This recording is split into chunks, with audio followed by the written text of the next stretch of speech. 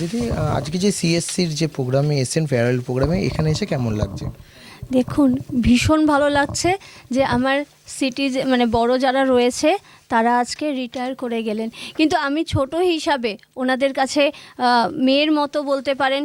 কারণ তারা রিটায়ার করে গেছেন মানে এই না যে তাদের বয়স হয়েছে বলে তাদের রিটায়ার করিয়ে দেওয়া হয়েছে বা রিটায়ার হয়েছেন, কিন্তু আমরা চাই বয়সটা শুধু সংখ্যা মাত্র, যেন আমাদের পথপ্রদর্শক হিসাবে ওনারা যে এত দিন ধরে সিএসসিতে কাজ করেও অনেক কিছু থেকে বঞ্চিত হয়েছে, অনেক কিছু তারা পাননি এই দুর্নীতিবাজ সরকারের আমলে। চাইব পথপ্রদর্শক হিসাবে যেন ওনারা আমাদেরকে আগামী দিনে পথ দেখায়। এই যে আপনি যে প্রোগ্রামে এসছেন বিজেপি থেকে, সেইখানে আপনি যেখান থেকে লড়াই করেন সেই জায়গাতে লড়াইয়ে প্রচুর বাধা, তাহলে করছেন কি করে সংগঠন? দেখুন, বাংলায় যারা বিজেপি করে না তারা বলবো কি একটা লড়াই নয়, শুধু একটা যুদ্ধ করছে।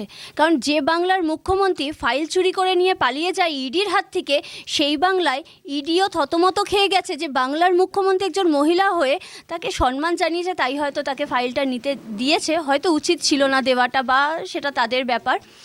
কিন্তু আমরা সেই জায়গায় দাঁড়িয়ে যে লড়াই দিতে চাইছি আমাদের যুব ভাইদের, আমিও যুব মোর্চার সভানেত্রী ছিলাম, তো আমি বলবো যে জায়গায় দাঁড়িয়ে আমাদের লড়াই করতে হয় একটাই কথা, শুধু বাংলায় যদি দুর্নীতিকে দূরে করতে হয় এই লড়াই আরও বেশি লড়তে হবে। এই 2 মাস নাওয়া খাওয়া ভুলে গিয়ে লড়াই করতে হবে, কারণ এ বাংলার দিদি নিজেদেরকে রাখার জন্য কালকে শুভেন্দুদা, আমাদের বিরোধী দলনেতা শুভেন্দুদার গাড়িতে যেভাবে কনভয়েতে অ্যাটাক করেছেন, বা পেট্রোল নিয়ে দেখলাম আমরা লোহার ডান্ডা নিয়ে যেভাবে গেছেন, তিনি সোজাসুজি জানিয়ে দিয়েছেন যেদিনকে ফাইল চুরি করেছেন তিনি বাংলার সেই দুঃশাসন, মানে উনি আমাদের দেশের স্বরাষ্ট্রমন্ত্রীকে দুঃশাসন বলছেন।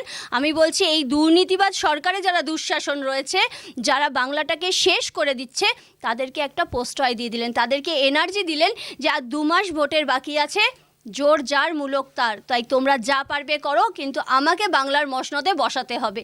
তো আমি বলবো শুভেন্দুদার কনভয়েতে কালকে যে হামলাটা হয়েছে এটা দিদির প্ররোচনায় হয়েছে। আমরা চাই সেই মানুষগুলো যাদেরকে আমরা টিভির ক্যামেরায় দেখলাম, এবং আমি একটু আগে একটা ডিবেট থেকে এলাম, সেখানে কিছু শাসক দলের ছিল বা অন্য দলের যারা ছিল তারা বলছে ওটা নাকি বিজেপির ষড়যন্ত্র, শুভেন্দুদা নাকি ষড়যন্ত্র করেছে, বিজেপির লোকজনই নাকি নিজেদের মধ্যে কোন্দল করছিল। আমি বলবো পুলিশ মন্ত্রীকে আপনাদের চ্যানেলের মাধ্যমে উনি যেন সেই দোষীদেরকে মানে চিহ্নিতকরণ করেন, এবং ওরা যদি বিজেপিরও হয় তাহলে ক্ষমতা থাকলে উনি যদি একজন পুলিশ মন্ত্রী হয়ে থাকেন, তবে আমরা মানি না কেন উনি একজন ব্যর্থ পুলিশ মন্ত্রী, ব্যর্থ শিক্ষামন্ত্রী, মানে সবার শীর্ষে উনি বসে আছেন, ওনার ক্ষমতা থাকলে তাদেরকে ধরে দেখাক এবং শাস্তি দিক। দিদি, ইডির তদন্ত চলাকালীন সাংবাদিকদের ঘেঁষতে দেয় না, মানে ভারতের চতুর্থ স্তম্ভকে ঘেঁষতে দেয় না, তাহলে মুখ্যমন্ত্রী কি করে ওইখানে প্রবেশ করলেন? দেখুন, তিনি তো রাজ্যের মুখ্যমন্ত্রী, তিনি ওখানে চলে গেছেন কেন বলুন তো? আমরা দেখলাম ওনার জগিংটা, দেখলাম উনি কীভাবে জগিং করতে করতে সকালবেলায় পুলিশ প্রশাসনকে সাথে নিয়ে চলে গেছেন।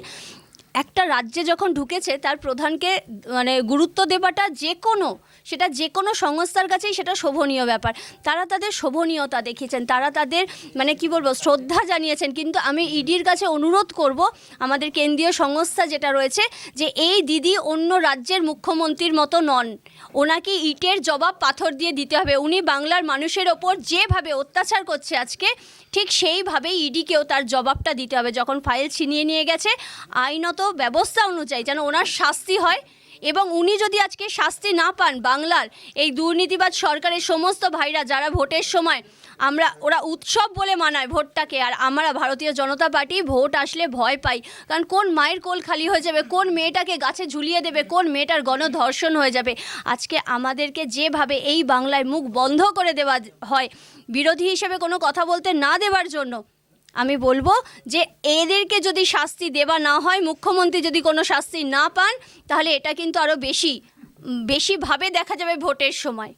আপনি যে বিধানসভা থেকে লড়াই করছেন বিজেপির জন্য, সেই বিধানসভার বিধায়ক দীর্ঘদিন জেল খেটে এসে বর্তমানে বাথরুমে পড়ে গিয়ে বিছানায় শুয়ে রয়েছে, কি বলবেন? আমি যে বিধানসভা থেকে এসেছি সেই বিধানসভার নাম হচ্ছে বেহালা পশ্চিম বিধানসভা। সেটা আমার বাংলাতে নয়, গোটা ভারতবর্ষের কাছে লজ্জার একটা বিধানসভা হয়ে গেছে। আজকে যখন আমরা কোথাও বেড়াতে যাই, যেই বলি যে বেহালা থেকে এসেছি, বিশ্বাস করবেন না কিভাবে লজ্জায় মাথা নত হয়ে যায়। বলে আচ্ছা ওই যে শিক্ষামন্ত্রী যার বান্ধবীর ঘর থেকে টাকা পাওয়া গেছিল।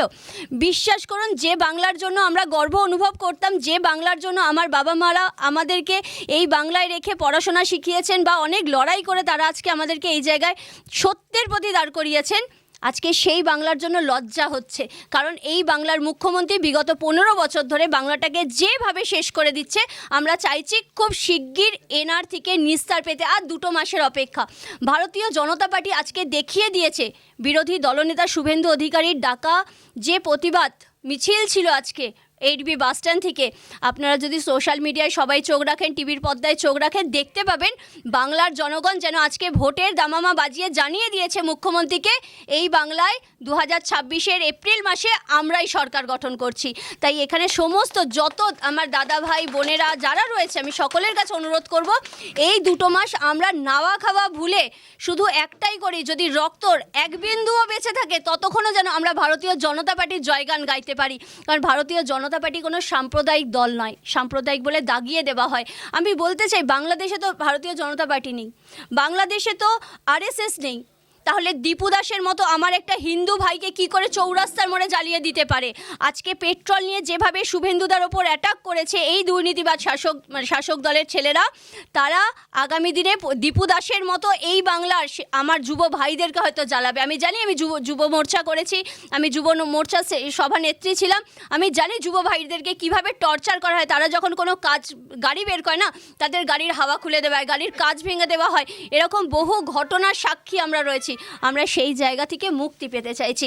বাংলার যুব সমাজকে শুধু নেশাগ্রস্ত করে বাংলার মুখ্যমন্ত্রী যে অন্যায় করছেন, 20 টাকার পাউচ আর ডিয়ার লটারি ছাড়া দিদির কাছে কিছু নেই। কারণ যদি এই বাংলা, দাদা একটু আগে খুব সুন্দর একটা কথা বলেছে, সেই হীরক রানীর গল্প বলেছে, যে শিক্ষা যদি আমরা শিক্ষা দেয় তাহলে আমরা চাইবো আমাদের চাকরি কোথায়। তাই আমাদের শিক্ষা থেকে বিমুখ করে দিয়েছে।